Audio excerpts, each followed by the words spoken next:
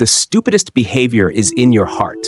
You think about benefits, but your mouth still tries to speak about morality. In the end, you lose face and bear the hands of life. Aren't you tired? Be simpler, a little more realistic, a little more direct, a little colder, and you will be much happier. The greatest stupidity in life is to let a kind heart be given to those who don't deserve it. What I say is not easy to take in, so remember to look until the end to fully grasp the wisdom of the ancients. Greetings to you all. Flattering people is not as good as flattering dogs. Remember this well. In psychology, there is a term called the law of smallness. When applied to romantic relationships, it means that if you only unilaterally treat someone well, not only will you not receive gratitude from them, but it will make them see it as something normal, even demanding, limitless, increasingly intensified exploitation of your giving. Writer San Mao, in her book, Diary of a Straw Man, recorded an event like this. During her time studying abroad in France, before departing, her family constantly reminded her, when going out, she must know how to endure, care for those around her, put herself in others' shoes to think suffering a little loss is fine. San Mao remembered her parents' advice, treated everyone in a friendly and gentle way, often proactively helped roommates clean up, even made their beds and blankets. However, her roommates didn't show gratitude, as San Mao imagined. Instead, they took advantage of her kindness, ordering her to do dirty, tiring tasks, facing increasingly outrageous demands from the room's members. San Mao always yielded and tried to satisfy them, but could such sacrifice exchange for genuine affection? The answer is no. During one room inspection, San Mao, who always followed the rules, was misunderstood by the principal, but not one roommate stood up to defend her. They even mocked her. San Mao realized that not all kindness can exchange for true affection, and in the end, she chose to move out of the dorm.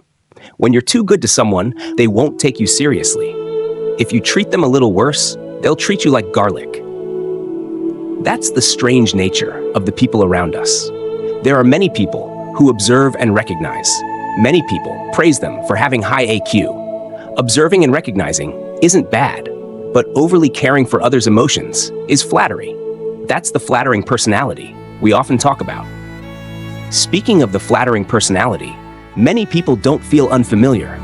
In social interactions, we all have a bit of flattery in us. I have a colleague called the highest AQ person in the company. He never argued with anyone.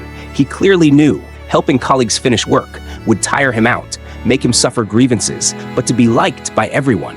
He stayed up late, working overtime to help colleagues finish work. In interacting with friends, constantly enduring only makes you lose your sense of self, even becoming weaker day by day. His flattery had no principles, no limits, making himself miserable to please others. This misery is just a way to send a message. I treat you so well. Can you treat me a little better? That's what flatterers want to show, but they're afraid to say it out loud. They never dare demand from others. On the contrary, they never refuse others' demands. These people try their hardest to flatter others, go all out to show themselves, craving to be liked by others. But others' indifference pushes them into an abyss. People with a flattering personality fear conflict with others. They don't dare express their true thoughts. They don't dare convey negative emotions. Gradually, they live more and more falsely and become less and less valuable because they fear not being liked by others. They always observe others' expressions, spot others' needs, and immediately find ways to meet them, fearing being disliked by others, whether reasonable or not. To fit into the community, you're not allowed to conflict, even if you have to wear down your own edges. Remember, the more you try to please others, the cheaper you become, the more insecure and the less others value you. Pleasing others is hurting yourself, and it's the greatest violation of your own value and life. How to change the personality of pleasing others? Let me disappoint the whole world, rather than let the world disappoint me. This is a famous saying by Cao Cao. Study him. Many people look down on this saying. They don't dare agree. I tell you, Successful people all have this mindset. When you no longer hate this saying, your opportunity will come. People with a people-pleasing personality always think, I have to do something for others to like me. I have to lose something to make others like me. But being liked by others isn't your purpose in life. On the contrary, the purpose is to recognize and love yourself. These people always play the role of peace messengers, maintaining a harmonious atmosphere, even when conflicts arise. They think they should apologize, not that it's others' fault. You need to understand, even if you conflict with others, even if others abandon you, even if you don't meet others' needs, you won't lose your own life. Instead of always abandoning your dignity to please others, confidently please yourself. Live doing what you love. Those who don't value themselves will never receive respect from others. Those who don't love themselves won't receive love from others. Those who try to please others can only live lowly forever, like orphans living under someone else's roof. Instead of endlessly pleasing others, show your personality to make others please you. Those who truly value you value your confidence and demeanor, not your fake humility. All troubles are caused by yourself. A student asked me, why did I put my heart into everyone? But those people not only didn't appreciate it, they didn't respect me, even bullied me. He said, teacher, why is it like this? In this society, such people aren't few. Most dig their own graves. No outcome isn't caused by yourself. Why don't others take you seriously? Because you're a person without principles. Others speak well, you speak well. Others speak badly, you speak badly. At first, others might think you're easy to talk to, but over time, they'll only see you as a fool. Many misunderstand AQ. Always polite to everyone, not daring to upset anyone, showing a Buddha-like personality. This isn't tolerance, it's having no limits. At first, others might say thank you, but over time, even saying thank you becomes a waste. Truly skilled people are clear about love and hate. Why don't others take you seriously? Because you don't know how to refuse. Anything comes to you, you agree. Anything others give you, you treat like treasure. Over time, others will see you as a trash bin. Whenever there's trash, they'll throw it at you because they don't dare throw it elsewhere. In human bones, there's always a bit of baseness. Why don't others take you seriously? Because you don't seize opportunities to show anger. When you should be angry, you're not. When you shouldn't be angry, you are. A person who never gets angry, no one respects. A person angry every day, no one fears. Find the right time, the right condition, the right situation to get angry. Let everyone know your boundaries. That's the sign of a skilled person. Tell me about a personal experience of mine. Reflect deeply. Actually, every first meeting, we should understand. People aren't scary, but human nature is scary. People will respect you because they don't understand you, and naturally, they don't dare do anything risky. Over a decade ago, when I still worked at a company, our department had a new manager. The first day he met me, he was very respectful, nodded, greeted, because he didn't know who I was. Later, this manager started checking everyone in our department. When he checked me, someone easygoing, he started criticizing me, even scolded me. But when he checked other colleagues, he realized they weren't easy to bully. And in front of those colleagues, this manager became like a dog. Once, I arrived late. Forgot to notify beforehand. He scolded me for a while, said I didn't respect him, didn't take him seriously. Because of this, I nearly quit. But other colleagues, they came whenever they wanted, didn't come when they didn't want to. He didn't even dare say a word. Every time, he'd ask if they were okay. Now I'm writing books, yet in my mind, that disgusting image of him still lingers. After many years, I realized all bad consequences were caused by myself. I understood that others' attitudes toward you don't depend on them, but on you yourself. Because you're too kind, always thinking of others. Because you're easygoing, endure everything without refusing. Because you're poorly decisive. Kindness needs limits. Generosity needs principles. Not distinguishing right from wrong. You only know to do good for others, harming yourself. Letting others take advantage. Don't become a limitless good person. Anything others ask, you agree. Anything others want, you give. Any mistake, you forgive. Any harm, you accept. Even the best people won't resist wanting to bully you. You must understand. People aren't scary, but human nature is scary. As long as they see you're easy to talk to, others will keep bothering you. See you're easygoing, they'll make it harder for you. See you don't refuse, they'll try to demand more from you. When they get used to your submission, they can't stand your resistance. Used to your concessions, they can't stand your refusal. People often bully the weak, fear the strong. If you have no spirit, they'll bully you. If you get angry, they won't dare bother you. If you speak firmly, they'll try to please you.